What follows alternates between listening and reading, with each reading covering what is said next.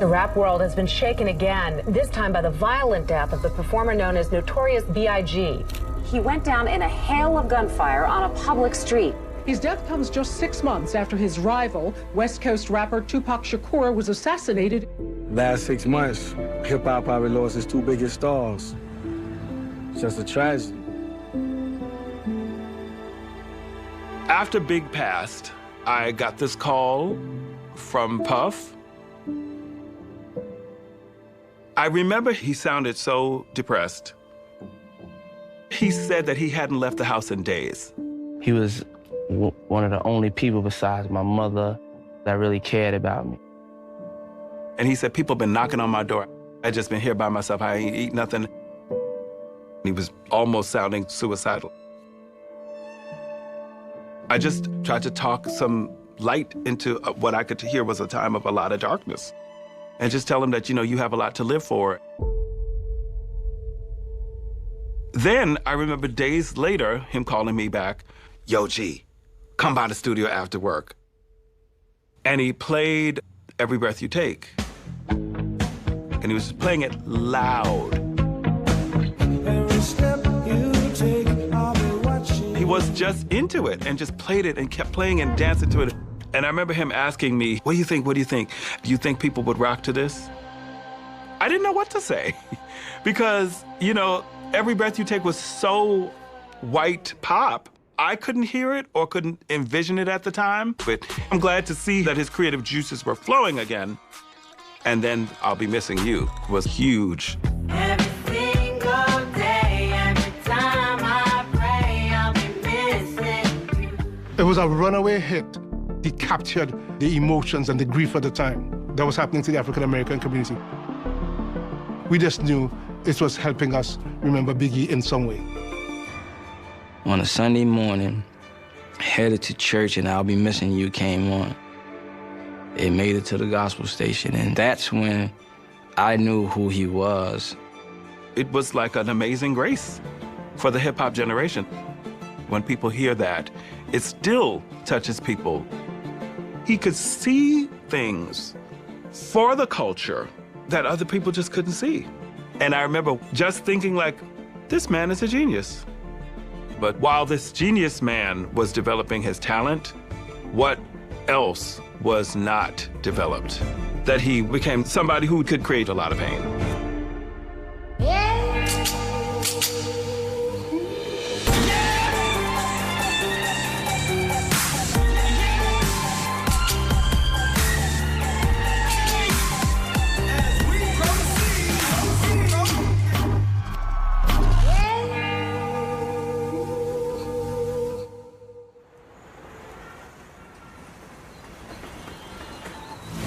One of my big motivations of wanting to be a part of this, it's one of those situations where you just have no idea in real time that you're working with somebody that ends up changing the world. It is hard to overstate how important Bad Boy and the Puff sound was to the 90s. I remember a time where you could listen to the radio for an hour and hear nothing but Bad Boy artists for that entire hour. Diddy knew how to create what Black culture wanted to see, what mainstream culture wanted to see, what American culture wanted to see. Puffy started to work with producers that were using samples lifted from records and then taking some of the vocals and interpolating them. Puffy took that to yet another level to sing hooks on top of the rhymes.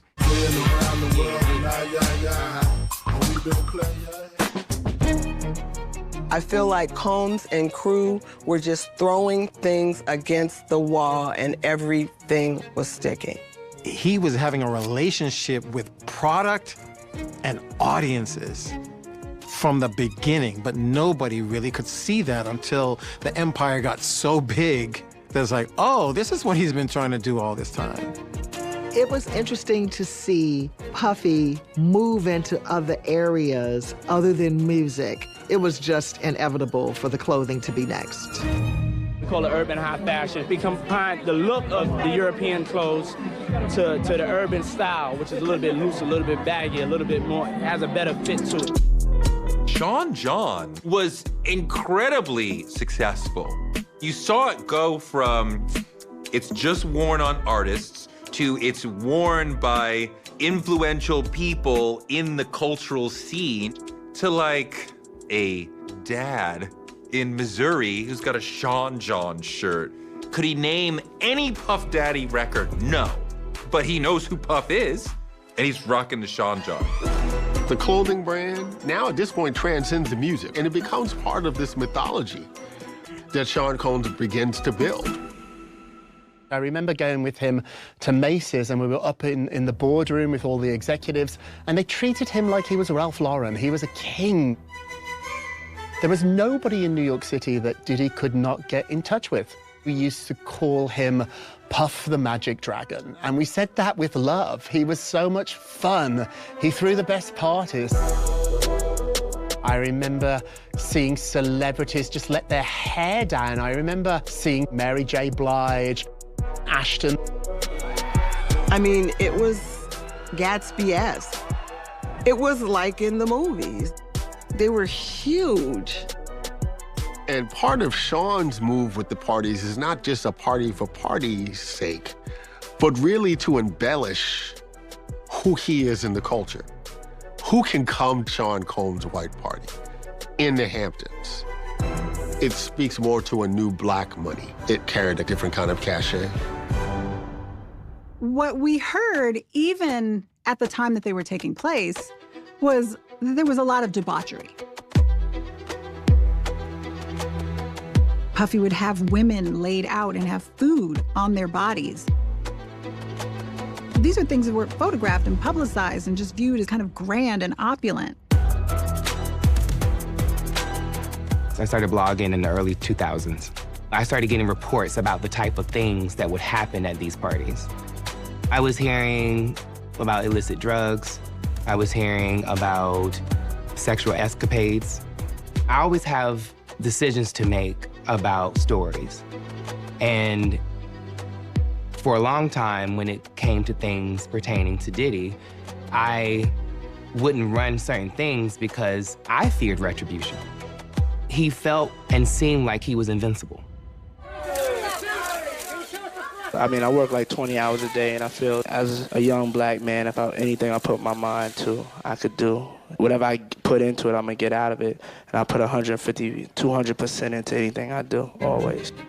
Diddy really personified black excellence and authenticity. He was succeeding, and he was doing it in an authentically black way. So he was really someone that a lot of us looked up to. But with money, he got more gangster. He got meaner. He got more no-nonsense. He couldn't let the foot off nobody's neck. His foot got harder on necks. Because he knew, yo, if I slip 1 inch, if I show 1 inch of weakness, he gonna take it from me.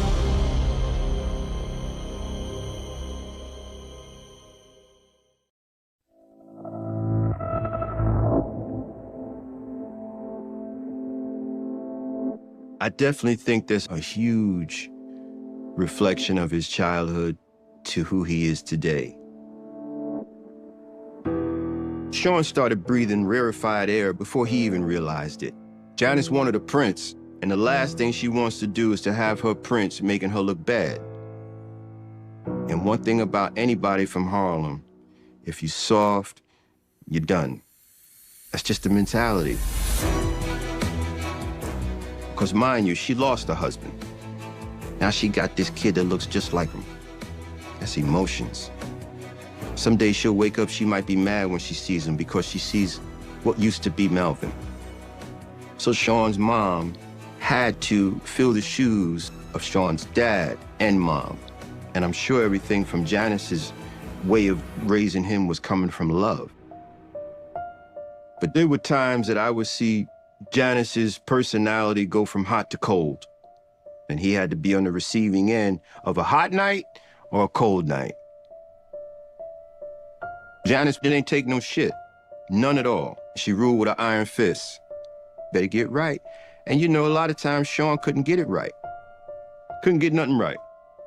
And she didn't let him get away with nothing. Nothing. And that's how it was in Sean's house. If he did something wrong, he'd get his ass beat. Simple as that. She knew that he wasn't hard enough. In those days, that was the order. You know, you didn't spare the rod. I remember that real vivid.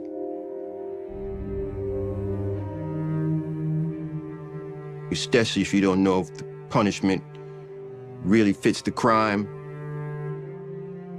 Wasn't my place to say whether it was or not, but to me, no. It didn't seem necessary at times. So he's learning how to be a wolf the hard way. For him, it wasn't as easy. It took a while for him to become his wolf. God damn, when he became a wolf, it was no turning back.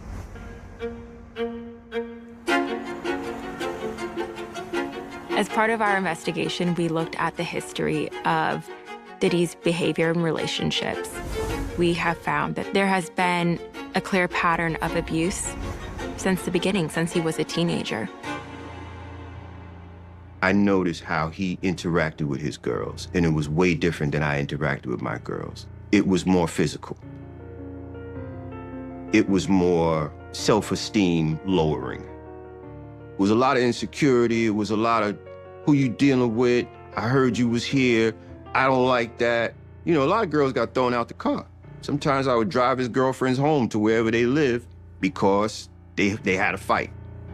So, you know, I was the go-to. I was the, Timmy, what's wrong with him? It just never seemed to get better with him and relationships. One of Combs' first public relationships was with Misa Hilton, who also grew up in the Mount Vernon area and was a teenager when they started dating. Any girl that's with Sean has to be fixed to his specs. Sean looked at Misa as his blank canvas, like, oh my God, your dog, I could fix her. Oh, it was his project. So Misa became somebody in the game. When you think of the most classic, iconic 90s looks, Misa Hilton was behind them. She was a visionary in her own right, creating some of the best-known looks for Little Kim. She really created the mold of what an artist at that time looked like. My sister Sonia and Misa were close friends. I heard that Puff was putting his hands on Misa in 88, 89. So at that time, I heard a few occasions he was physical with Misa. They fight all the time. They argue like cats and dogs. And yeah, I definitely seen them put hands on each other. I remember when Misa was pregnant, Sean was in his early 20s. This dude is a millionaire now. He's not even 25 years old. He's got millions of dollars.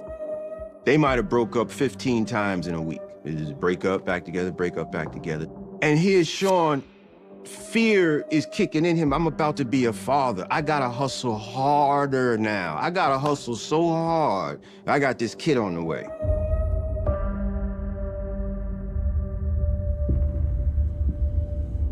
One night, Puffy decided that he didn't want Mr. Hilton to go out.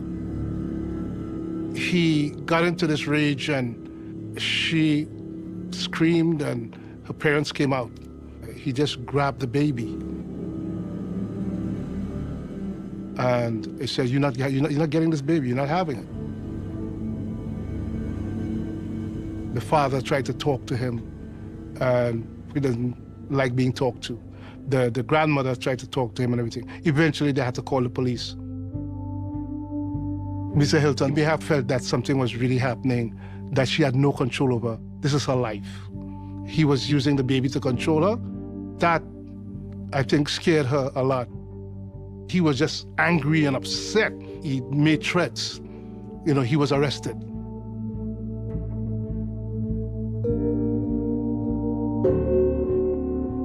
She endured a whole lot. His mercurial temper. She was one of the few people who got to understand that type of rage, who he was. There was a monster that came out of him that nobody knew about.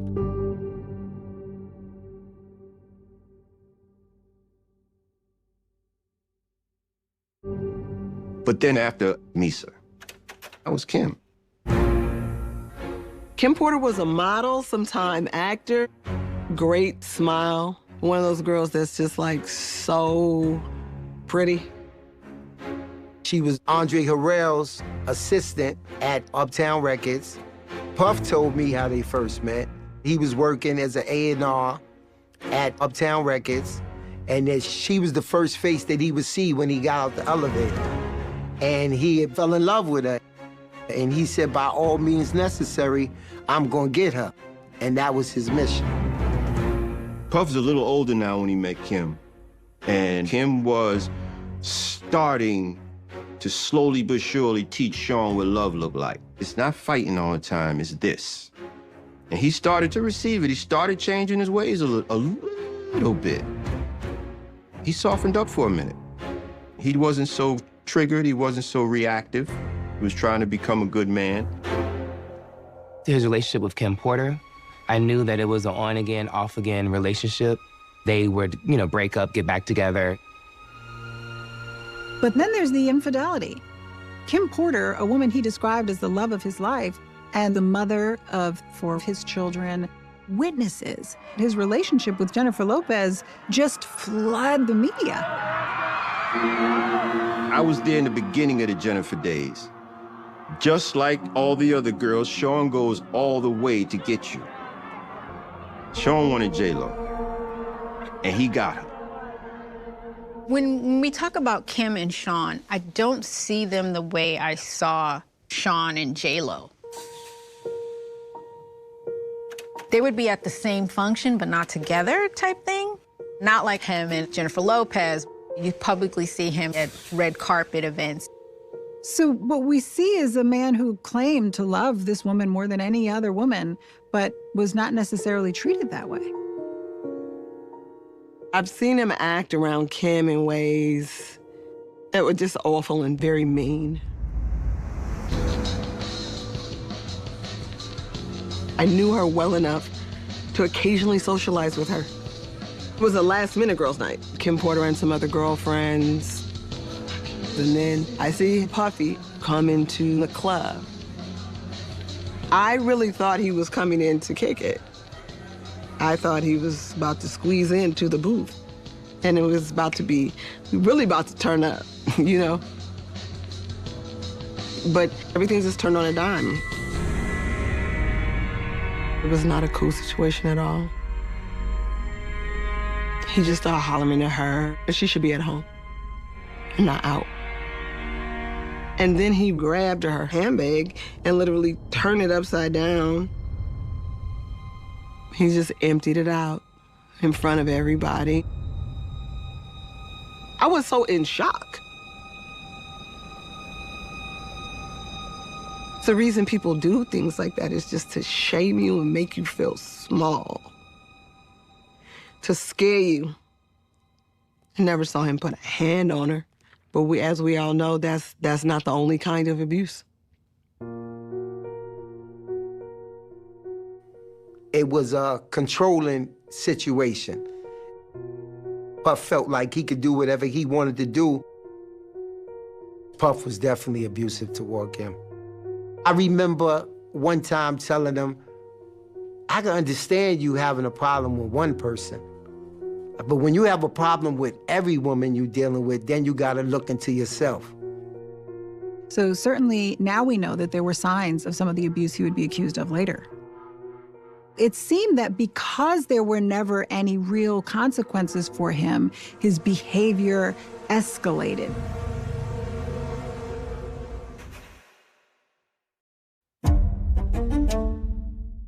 I was a producer and an engineer for Bad Boy Records for about 12 years. And Puffy, over time, became more aggressive about what the company could do and what the vision for the company was. Bump somebody. There's a clip of him. He hangs up the phone and he jumps up and he's exclaiming, "Whatever I want, I have to get." Whatever I want, I'm going to get. Whatever I want, I have to get. It was a really raw moment, and it was just a clear window into how he thought and how he operated.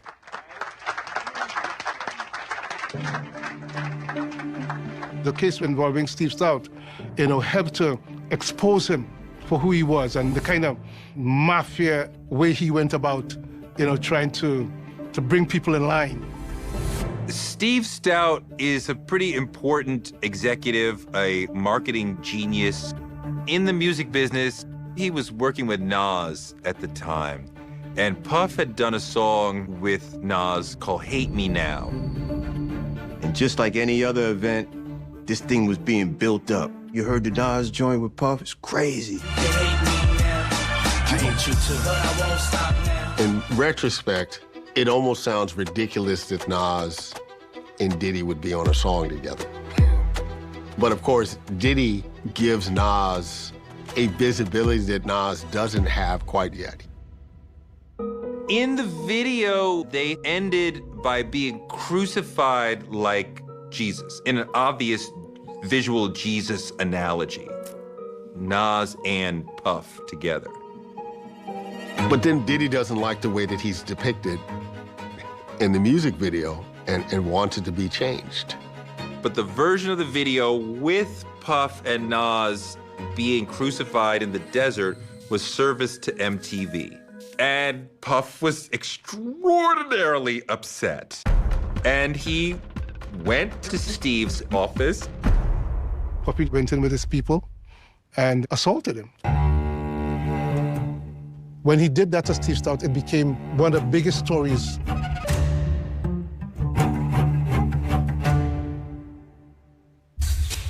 The Steve Stout incident is incredibly telling. I mean, this was over a music video. So what we're learning is that there are almost no lengths that Puffy won't go to if he feels that his ego has been hurt, if his pride has been hurt, if his demands haven't been complied with. He goes into court, and the prosecution came up and said, "Judge, we reached an agreement that Mr. Combs would plead to a misdemeanor." Puff walks out of the courtroom. 1 day of anger management. In the courtroom, the judge actually said, "Mr. Combs, do you remember me?" And Puff says, "I can't say that I do." So the judge said, "You have quite a history," because he's always getting away. There are so many cases that the public doesn't know about.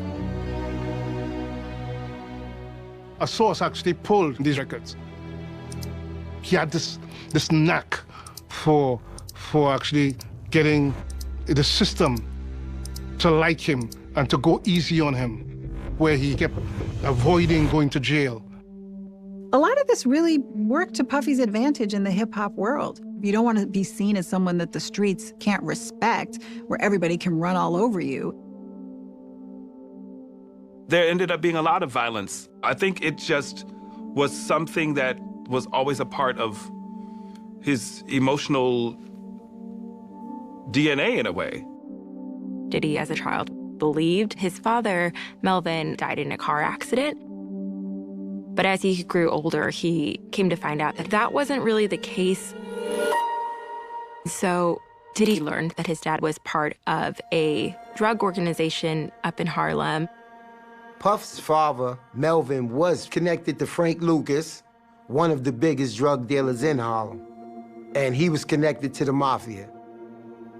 There is a video Diddy posted on Father's Day where he talks about his dad, and there's a real sense of loss and kind of an admiration as well for him. And the things that people have long said about Combs, that he is really determined, that he's like a world conqueror, he credits those traits to his dad. Even if we don't know our parents, we still have their DNA in us. I have his hustler's mentality, his hustler spirit, his drive, his determination. So I think it just was something that he's had to grapple with, that his father had been a drug dealer and had been killed in the game. Sometimes I wonder if that was something he was proud of or something that he was ashamed of or something that he may have, emulated. The record company was called Bad Boy Records. You know, it wasn't called Good Man. It's called Bad Boy. You know? I worked with Puffy in 2023. Puffy mentioned once that he shot a person in the club when J-Lo was with him. He said he's done a lot of things before, and sometimes he could be a person over-exaggerating. It's like, okay, he's talking that stuff. He's been sipping juice or whatever it is. But when I told somebody that, they said, no, there was a situation happened in a club with J-Lo, whereas Shine went to jail for the shooting. I'm trying to Google S-H-I-N-E, only realized, no, it's S-H-Y-N-E. Shine was known around the Flatbush area as a young guy who could spit. And Puffy played on young people's desire to want to be in the spotlight. Sean Puffy Combs says, look, hang with me. He's now being considered the next big thing in hip-hop. He was growing, he was going to be big. No one expected it to turn out the way it turned out. I will never forget the first time I heard about the 1999 club shooting. It was shocking.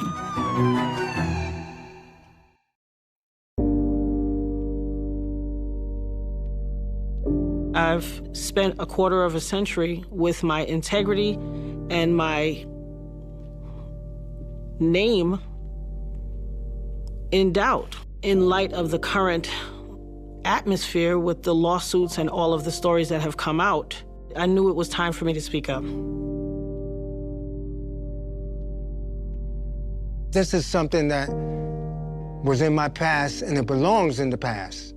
But I can no longer just remain silent. This is the first time I've shared my story on camera.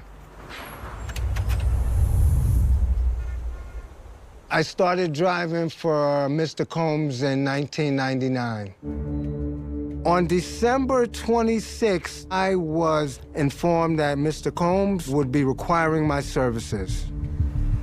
I drove down to his studio to pick up Mr. Combs and Jennifer. Mr. Combs got in the vehicle, and I happened at one point to glance over my shoulder, and I noticed him holding a black handgun. No words were exchanged. We made eye contact. He said nothing, I said nothing. And I proceeded en route to Club New York. I hadn't been in the club scene or anything for the better part of a month. Honestly, I really wasn't going out, but one of my good friends was a party promoter. She wanted me to come out, and I wanted to support her endeavors. Puff arrives with his entourage, and they go to the VIP section. There started to be a crowd walking through, coming from the dance floor. People are gravitating towards the VIP section, and there were some people who just say, this guy's showing off. People were telling Puffy, you know, you ain't shit, you ain't this, you ain't that. Next thing you know, we see pushing and shoving, the crowd is swaying. You hear like angered voices. And he bumped into Puffy, and Shine just uttered, I'm tired of this shit. I start to see Puffy and Shine backing up, backing away from the area of the melee towards the door. And I see them reach in their waists. I turn to tell my friends, oh my God, let's go, let's go. Watch out, something's getting ready to go down.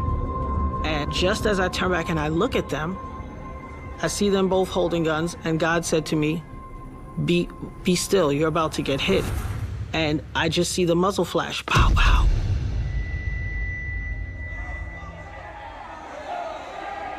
I grab my face because I instantly feel this hot, torching flame on my face, and I turn my head and I'm like, oh my God. I got shot in my face. I felt myself separating. and the cold air rushed towards my chest and passed through me. I could feel it pass through me.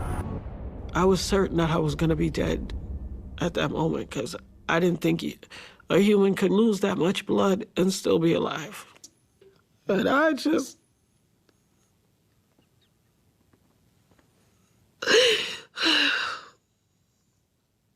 I knew my life was never gonna be the same again.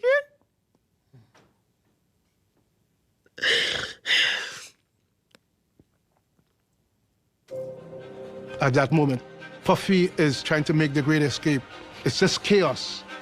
Shine was in custody of the police. Mr. Combs, his security guy, Wolf, and Jennifer Lopez comes out. I'm instructed to, let's go, let's get out of here. I was driving through the red lights, evading the police. I'd noticed the rear passenger window over my right shoulder had been open.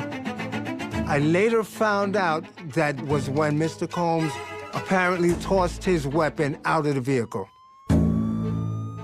Mr. Combs and Wolf were screaming, "Don't stop, don't stop, don't stop," seated next to me. I noticed another gun in Wolf's waistband. And then a cruiser had come out blocking 8th Avenue. And I said, "Chase is over." We are all escorted into the police precinct. That's when, out of the side of his mouth, Mr. Combs says, "Yo, I'll give you $50,000 to take the gun." And he was saying this under his breath, of course, because we were right in front of the desk sergeant. Puffy reaches onto his pinky and says, "I will give you this diamond ring, which is worth $300,000 to hold as collateral if you don't think I'm good for the money." I did not want to take the bribe, but the phrase on the street is, snitches get stitches. Go, go, go, go, go, go, go.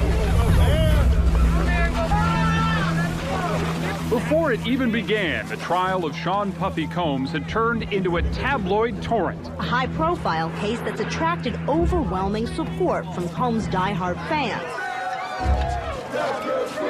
Puffy's future is in the hands of 12 jurors and faces up to 15 years in prison on charges of weapons possession and bribery. Sean Combs, in the early 2000s, it's about selling a lifestyle, selling a brand. So he really had to protect his reputation and his freedom at all costs in this moment. His high-powered defense team, including Johnny Cochran. Johnny Cochran, he's known as the O.J. Simpson lawyer. If it doesn't fit, you must acquit.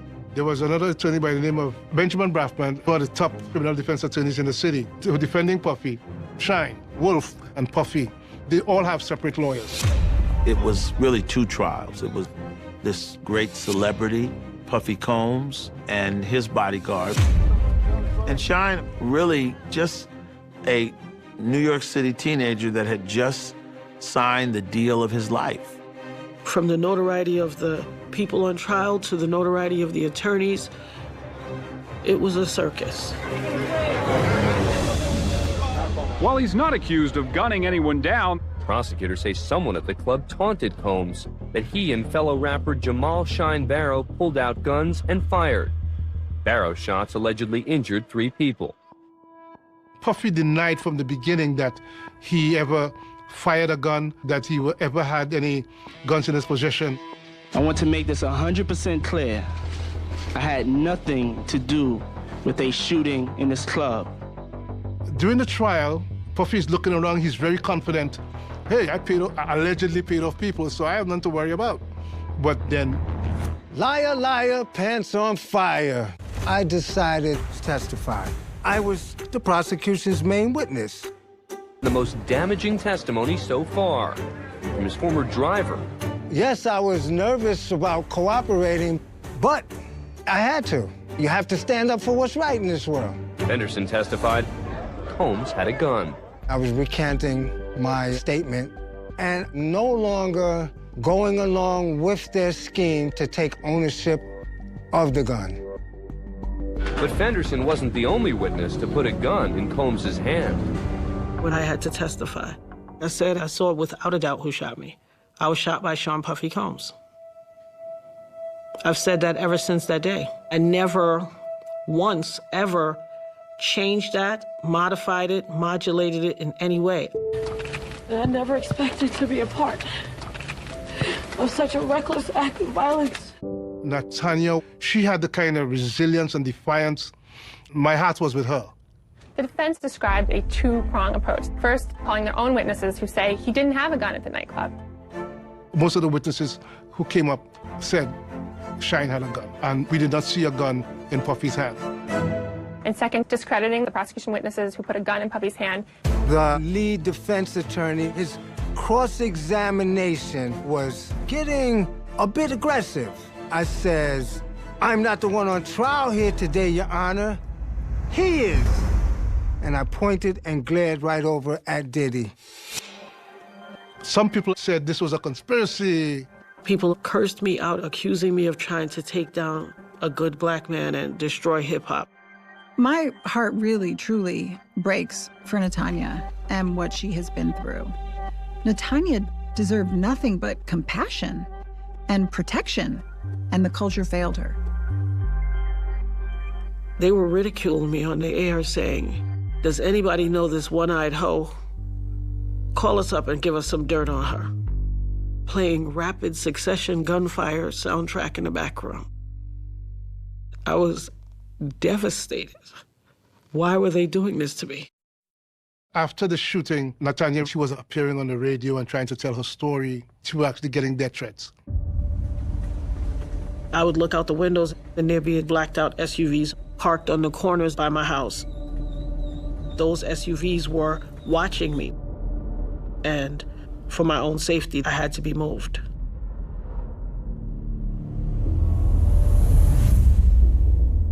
I will never forget that day when the verdicts were read.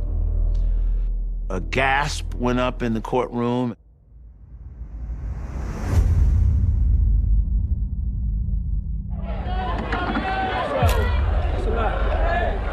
I'm just really right now, I'm just very emotional.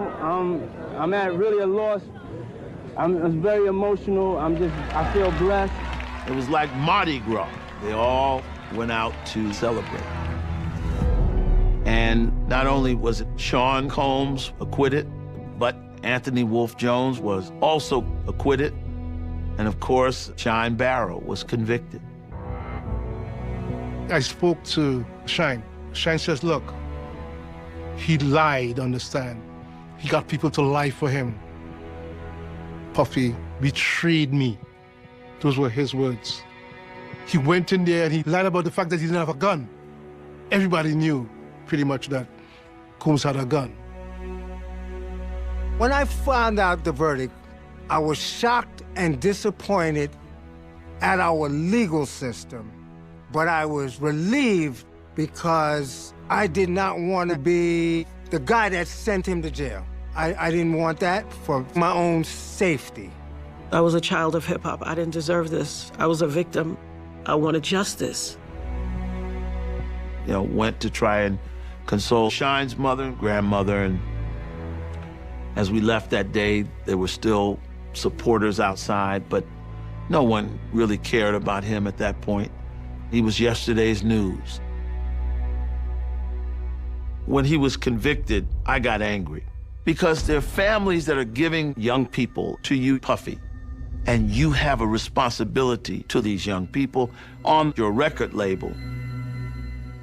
I think it was an attempt to take down another rap star. And I think that clearly we proved his innocence. He was, in fact, a victim that night. And I think you're going to see great things from him for the future. I think it was pretty clear to most people that at the very least, he hung him out to dry. And at the very worst, Shine took the fall. There was a City College incident, Steve Stout incident, and the nightclub shooting. He's getting this reputation of being a Teflon Don. And that is a pattern that we continue to see, is that even when things are really, really bad for other people, for Puffy, just a blip. He was getting away with things for so long. But I believe the truth will always find its way, even in the dark.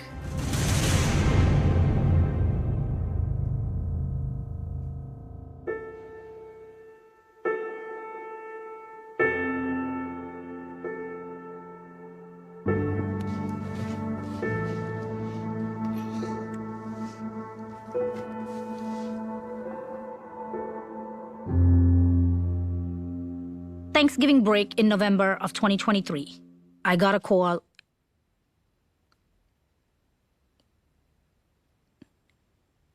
Your rape was caught on tape. I said, what do you mean my rape was caught on tape?